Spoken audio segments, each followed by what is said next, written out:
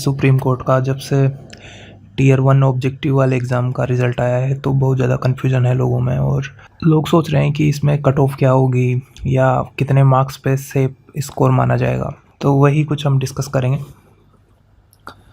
तो पहले हम इसकी मार्किंग स्कीम को समझते हैं। जो सुप्रीम कोर्ट की मार्किंग स्कीम है उसको समझते हैं। तो इसमें जो ऑब्जेक्टिव पेपर है वो टोटल है 125 मार्क्स का। ये 125 मार्क्स का है और कुछ लोग बोल रहे हैं कि जो इसमें कंप्यूटर है वो क्वालिफाइंग है और इसके मार्क्स ऐड नहीं होंगे फाइनल में। तो ये गलत बात है, इसके भी मार्क्स ऐड होंगे।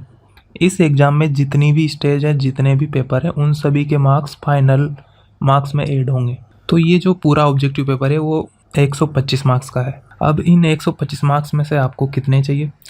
तो 125 मार्क्स में से जो क्वालिफाई करेंगे लोग, उनको चाहिए बस क्वालिफ़िकेशन के लिए यहाँ 100 में से चाहिए 50 प्लस मार्क्स और यहाँ 25 में से चाहिए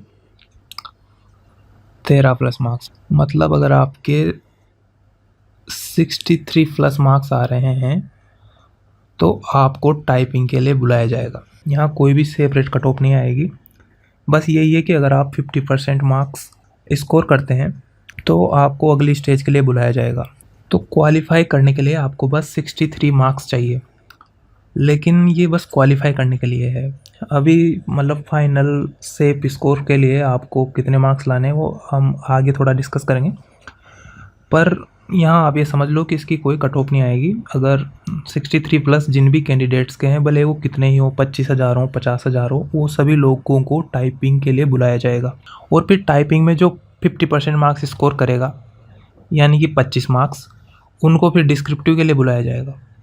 लेकिन फिर इसके आगे प्रोसेस नहीं होगी। मतलब ये जो 2 स्टेज है यहाँ तक बस 50% मार्क्स लाने हैं, लेकिन इसके आगे फिर ये कट ऑफ लाइन आ जाती है।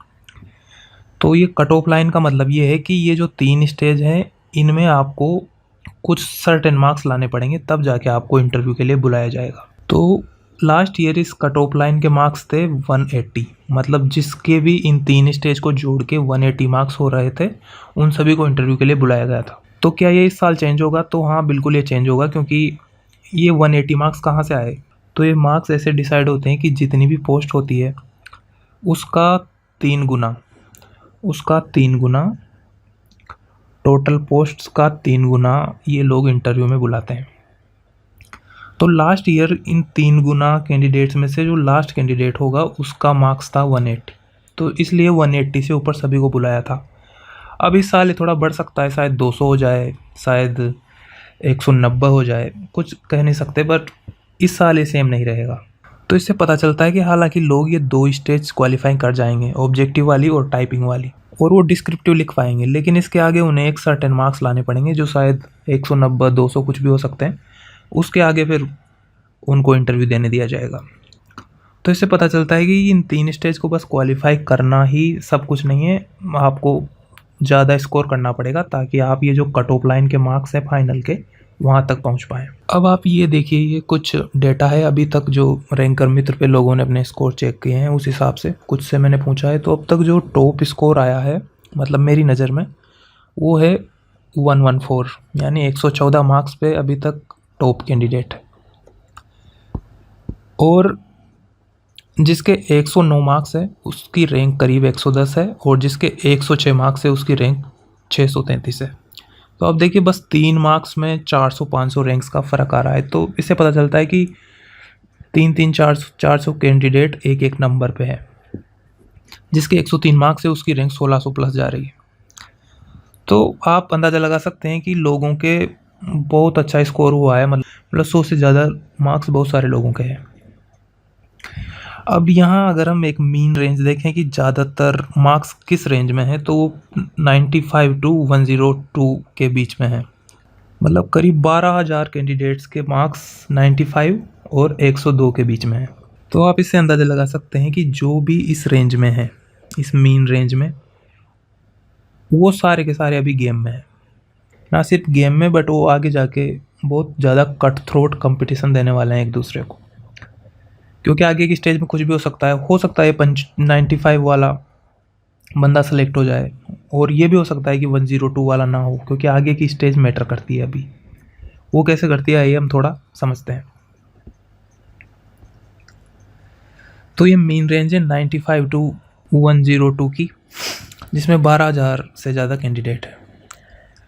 अब कट ऑफ मार्क्स तो 63 मार्क्स है, लेकिन कितने मार्क्स चाहिए आपको तब जाके आपकी उम्मीद है कि मेरा फाइनल सिलेक्शन हो जाएगा। मतलब मिनिमम मार्क्स आपको कितने चाहिए जिससे आप ये इंश्योर कर सके कि मुझे आगे टाइपिंग करनी चाहिए, आगे की स्टेज की तैयारी करनी चाहिए, या मैं आउट हूँ अभी से। तो मेरे हिसाब से ये मार्क्स रहेगा करीब 80। अगर आपके 80 मार्क्स बन रहे हैं या 80 से ज़्यादा बन रहे हैं तभी आप टाइपिंग की तैयारी करो, क्योंकि अगर इससे नीचे मार्क्स है तो मुझे नहीं लगता इस एग्ज़ाम में अब ज़्यादा कुछ बचा है आपके लिए।